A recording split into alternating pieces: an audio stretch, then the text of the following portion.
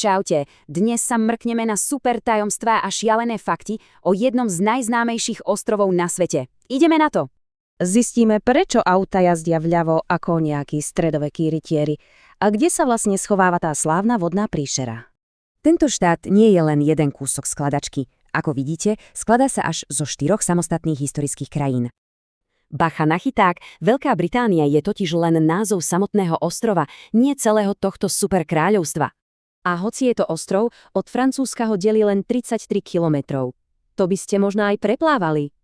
Skáčeme rovno do Londýna. Je to obrovské, hlučné hlavné mesto a jedno z najdôležitejších centier sveta. Ale počkajte, čo je vlastne ten slávny Big Ben? Pravda vás asi poriadne zaskočí. Vôbec to nie je tá väža. Big Ben je v skutočnosti len ten obrovský zvon ukrytý vo vnútri. Hlboko pod nohami nám tu fičí túb. Je toto úplne najstaršie metro na celej planéte. Winston Churchill ho dokonca prirovnal k obrovskému prehistorickému monštru, ktoré tam dole neustále dýcha a žije.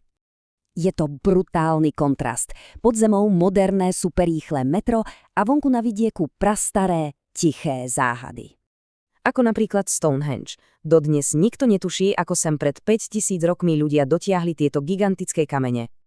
Teraz letíme na sever do Škótska priamo k temnému jazeru Loch Ness, miestu plnému strašidelných historiek. Žije tam bajná Nessie? Nikdy to nikto naozaj nedokázal, no aj tak sem láka milióny zvedavcov. Dosť bolo mapy, poďme na tie ich bláznivé zvyky. Čakajú nás rytieri, litry čaju a hranolky.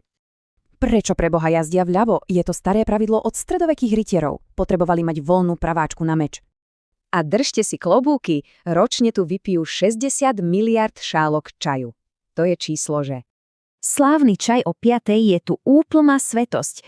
Pijú ho s trochou mlieka a sladkými koláčikmi. A keď vyhladnú, zachráni to legendárne fish and chips. Vyprážaná ryba s hranolkami funguje už od 19. storočia. Zaujímavý fakt nakoniec. Dnes hovorí po anglicky viac ľudí v USA alebo Indii ako priamo tu. Ako presne dokázal jeden takýto malý upršaný ostrov zmeniť celý svet? O tom popremýšľajte do budúcna.